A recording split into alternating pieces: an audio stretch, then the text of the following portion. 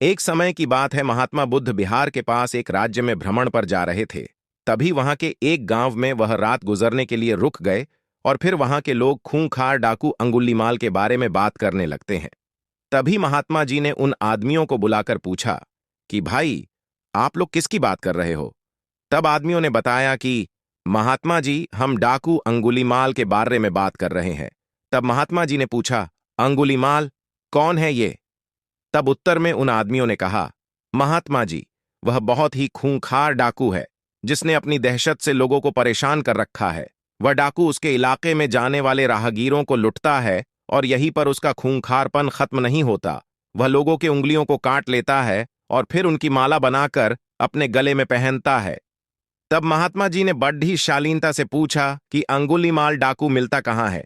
तब उन लोगों ने जवाब दिया कि वह यहां से कुछ दूरी पर चलकर एक घनघोर जंगल है, वही उस अंगुलीमाल डाकू का बसेरा है।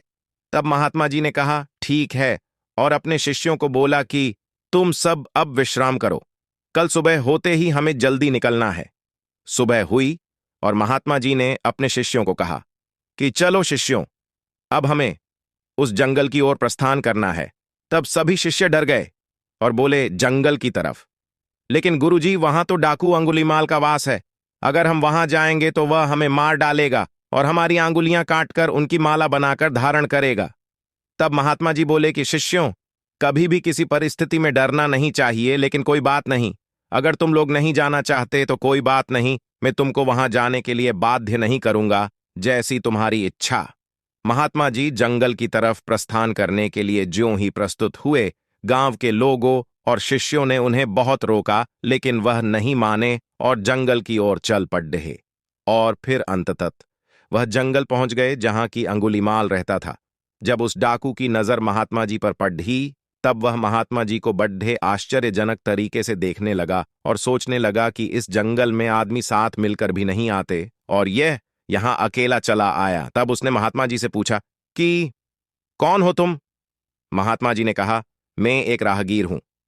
अंगुलीमाल ने कहा, भाई, तुम यहां अकेले आ गए हो, तुम्हें पता नहीं मैं कौन हूं? तब महात्मा जी ने जवाब दिया कि हां, तुम भी मेरे ही तरह एक इंसान हो। तब अंगुलीमाल ने कहा कि लगता है तुम इस जगह नए आए हो, तुम्हें शायद मेरा नाम नहीं पता। उसने बड़े शालीनता से कहा। महात्मा जी ने कहा, मुझे तुम्हारे बारे में गांव वालों ने बताया था। तब अंगुलीमाल ने कहा, फिर भी तुम यहां चले आए, तुम्हें मुझसे डर नहीं लग रहा क्या? तब महात्मा जी ने कहा कि डर कैसा, मुझे तुमसे क्यों डर लगेगा?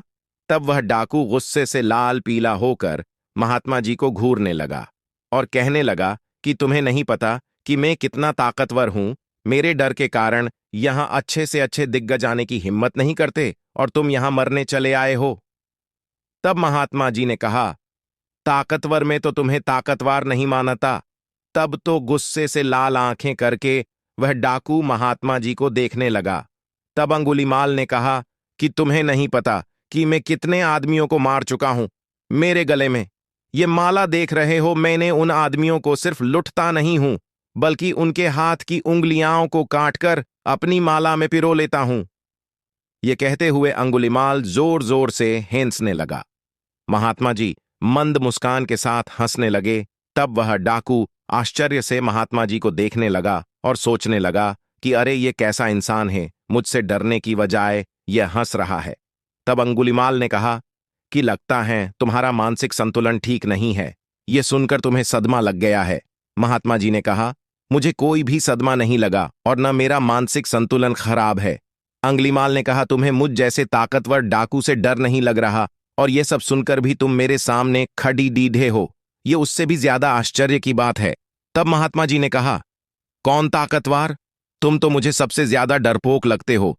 इतना सुनते ही अंगुलीमाल क्रोध से तिलमिला गया और उसने अपनी तलवार निकाल ली और महात्मा जी के गले पर लगा दी। तब महात्मा जी ने कहा, मेरी बात तो सुनो भाई। उसने बोला, जल्दी बोल, अब मैं तेरे मुख से और कुछ नहीं सुनना चाहता। अरे भाई, अगर तुम सच में ताकतवर हो तो तुम सिद्ध करो, तब मैं मानूंगा। अंगुलीमाल ने कहा, अच्छा बता, मुझे क्या करना होगा अपने ताकतवर सिद्ध होने के लिए? तब महात्मा जी ने कहा कि तुम्हें वो पेड़ डट दिख रहा है?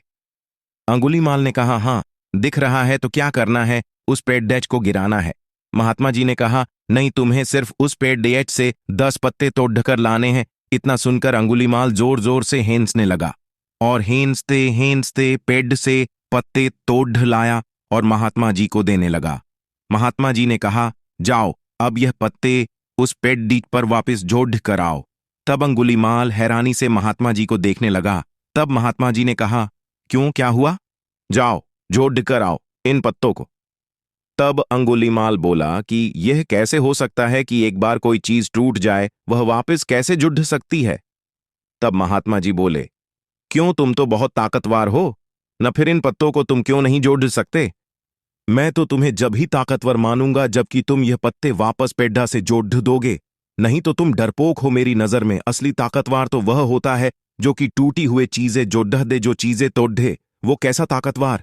यह सुनकर अंगुलीमाल महात्मा जी के चरणों में गिर गया और उनसे कहने लगा कि महाराज जी, मुझे क्षमा करे, सचमुच मुझे आज एहसास हुआ कि मैं कितना बड़ा पापी हूं। मैंने कितने निर्दोष लोगों का खून बहाया और उन्हें लुटा। महात्मा जी बोले कि तुम्हें अपने पापों का एहसास हुआ, यह बहुत बड़ी बात है।